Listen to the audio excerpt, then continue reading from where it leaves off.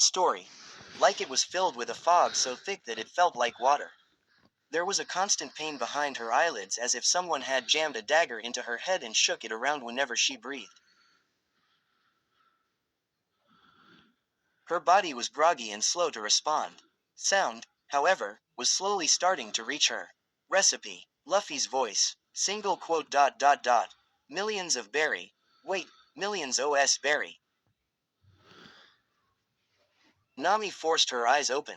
Thankfully, she wasn't looking directly into the sun. There was a body in the way. Somebody was sheltering her. As her vision came into focus, she noticed the red shirt and straw hat. Luffy. And she was in his arms. The smell of salt hit her all of a sudden, followed by the sensation of bobbing up and down. They were on the water, but not on the Mary. On their way there maybe. She looked up to check, but didn't get further than her captain's face. Luffy was watching her carefully, concern carved into his facial expression. When her eyes settled on him, he offered her one of his typical grins. She returned it the best she could, and leaned into him. He lifted her up so that her head rested on his chest. They sat like that for a while longer until, finally, the Dingy reached the Mary. Zoro clambered up with Chopper on his shoulders and dropped the ladder down for the others. Usopp went up first, followed by Sanji. Nami allowed Luffy to shift her back onto his back before he too climbed the ladder. Soon enough, they were ready to go. Luffy had put Nami down in the kitchen while he helped with the ship, leaving her alone with her thoughts, for once. Nami watched her captain's back as he left the room and shut the door carefully behind him. Why is this happening? She thought as she watched him go. Why am I falling for my own captain? A man I could never be with, not in 100 years. And why does he have to go leading me on like that? I mean, he can't just go around doing things like that. Her train of thought continued in this way until she reached a realization. But he doesn't, does he? He doesn't act that way to anyone else. How am I supposed to feel about that? I mean, it's Luffy. He doesn't even have a reason for his actions most of the time. Again, she circled back the same thought. Why him? Why me? Luffy had done everything he could and was sitting on the head of the Going Merry. His head was filled with too much, as usual. Thoughts about Nami, about Ace, about his crew. It really hit him sometimes, all of them at once.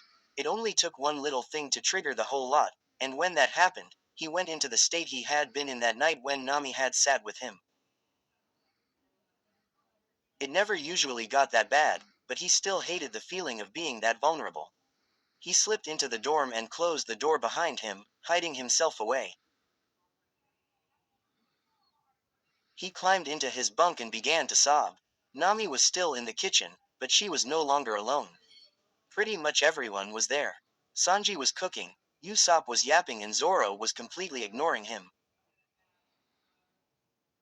They were only missing two people: the doctor, who was sorting through some of the medical supplies he had found on the way back through the forest, and Luffy, who nobody had seen for quite some time.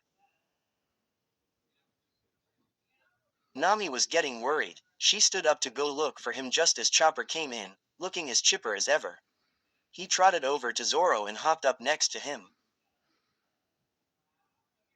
Usopp then moved on from Zoro and started telling his tales to his new, much more enthusiastic audience.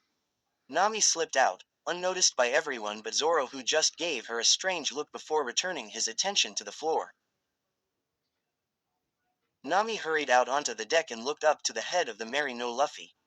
She wandered around to the male dorm and knocked tentatively on the door. Luffy, she called, are you there? There was a long silence. Then came the response, in Nami. The sadness in his voice broke her heart. I'm coming in, Kay, she said, opening the door. Luffy was sitting in his hammock, looking down at her. She craned her neck to look up at him and asked, can I come up? Luffy stretched an arm down and she took hold of it. Before she knew it, she was flung into the air and caught by her captain's waiting arms. He was shivering again and his cheeks were streaked with tears.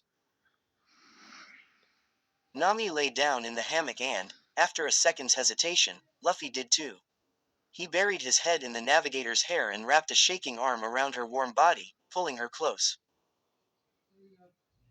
Likewise, she tucked her arms in and buried her head in his chest, breathing in his scent. He was still covered in bandages, but he didn't seem to mind. Nami could feel the tears still streaming down his face, but knew that she was doing everything she could, and that it meant a lot. After a while, the captain cried himself to sleep. Nami followed shortly after, drifting off to the sound of his breathing. Zoro had watched Nami leave and knew she was worried about Luffy. He was too. He waited for her for a while, but eventually realized she wasn't coming back.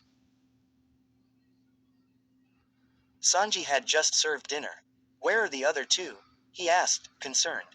Usopp shrugged, digging into his meal while Luffy was absent. Sanji turned and headed to the door, but Zoro stopped him. "Wait. Leave them be for now, they'll come when they feel like it."